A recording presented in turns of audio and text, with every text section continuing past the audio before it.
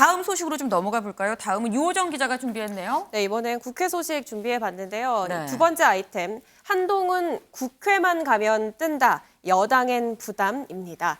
이 정기국회 첫 대정부 질문이 어제 있었습니다. 이 존재감을 또 보여준 국무위원이 있었는데요. 바로 한동훈 법무부 장관입니다. 네. 김건희 여사 사건에 대해서 수사 지휘 안 하냐라는 야당 의원의 질의가 있었는데 네. 어떤 답변했는지 직접 화면으로 확인해 보시죠. 입니다. 김건희 여사 사건에 대한 수사지 했습니까? 그거 박범계 장관이 그거 하지 말도록 해가지고 이미 수사지가 나와 있는 상황 아닙니까? 검찰이 수사를 안 하니까 특검을 하자는 거 아닙니까? 이성윤 등 친정권 검찰로 알려진 사람들이 자그마치 중앙지검 특수부를 동원해서 2년 동안 한 사안입니다. 아니 그렇게 하셨으면 그때 기소를 하셨지 않겠습니까?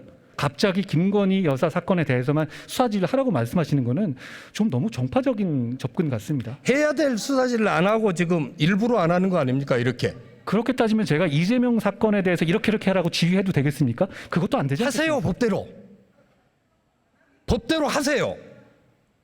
법대로 해야 되는 거 아닙니까? 저는 검찰이 공정하고 투명하게 이 두 사건 모두 수사할 것이라고 생각합니다.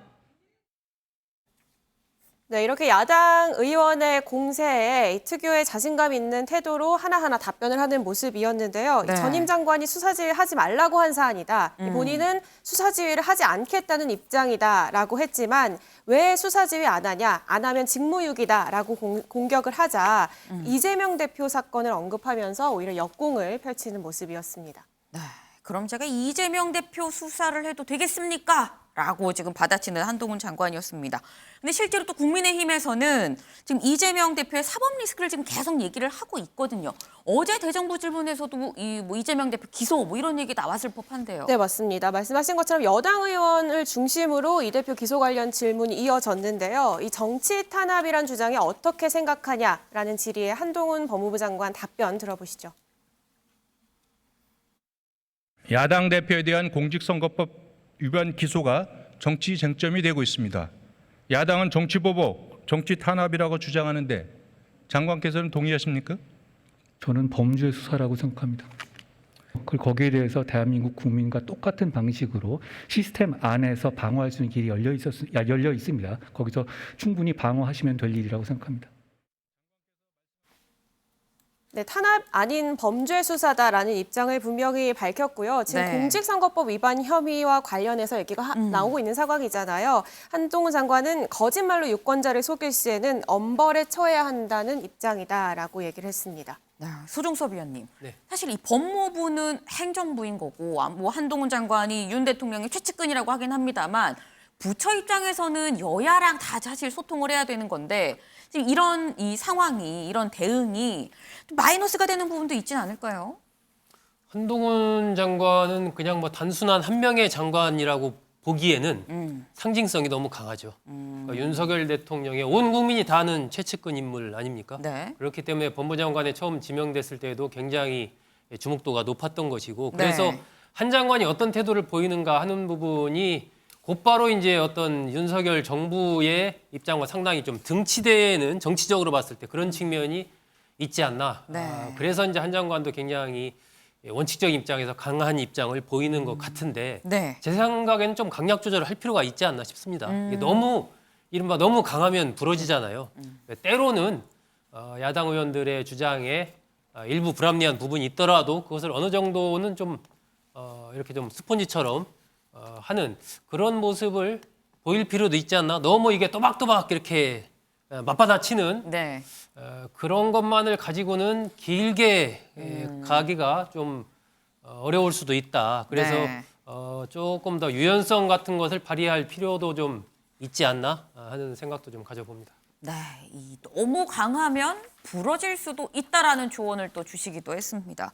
사실 어제 국회 기자들이 한동훈 장관이 국회에 오는 걸 기다리고 있었습니다. 이 기다렸던 이유, 이 민주당 김의겸 의원이 한동훈 장관 관련해서 이른바 뭐 공격이라면 공격을 좀 했는데 여기에 대해서 사실 한 장관 입장을 좀 들어보려고 했는데 유호정 기자, 한 장관이 뭐라고 받아쳤어요? 네, 먼저 이 지난 사건을 좀 짧게 전해드려야 될 것 네. 같은데요. 지난달 18일 법무부 업무협약식에서 한동훈 네. 장관과 민주당의 이재정 의원이 악수하는 모습이 포착된 바 있습니다. 네. 그런데 이 사진, 저 장면을 두고 네. 민주당의 김의겸 의원이 저 사진이군요. 네, 바로 이 사진입니다. 지금 한동훈 장관이 이 폴더 인사를 하는 모습이죠. 그런데 네. 이재정 의원으로부터 전해 들었다라면서 김의겸 의원이 이때 한 장관이 이재정 의원을 쫓아가서 악수하는 장면을 의도적으로 연출했다라는 취지의 주장을 했습니다. 네. 이재정 의원은 피하려고 했지만 악수를 거절할 수 없었고 이렇게 최소한의 인사를 한 것이다라고 얘기를 했는데 네. 사실 당시 공개된 현장 영상을 보면은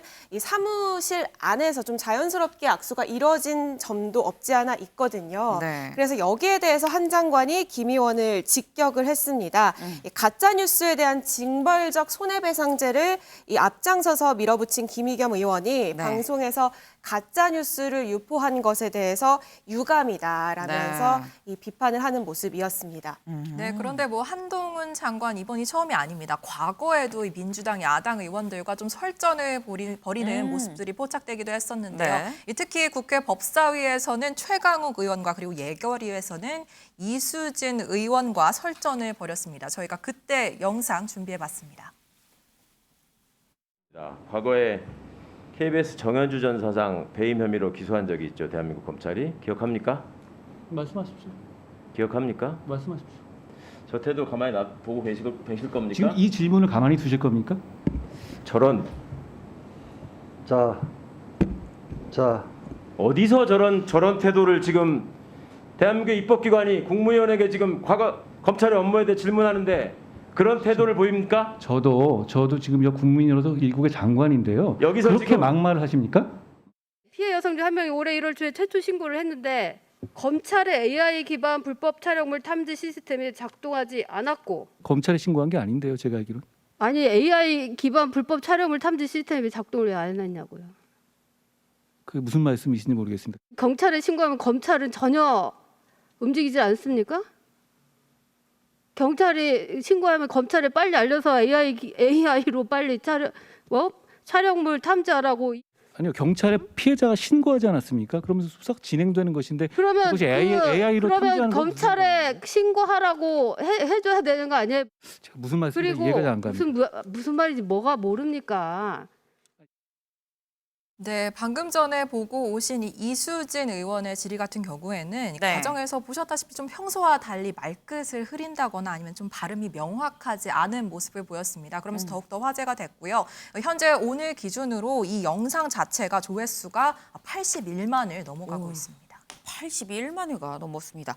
그러니까 이 얼마나 이 한동훈 장관의 이런 주목도가 높은지가 사실 또 이런 조회수에서 좀 드러나는 게 아닌가 하는 생각이 드는데 한 장관이 국회에 출석만 하면 이목이 쏠리고 회자가 됩니다.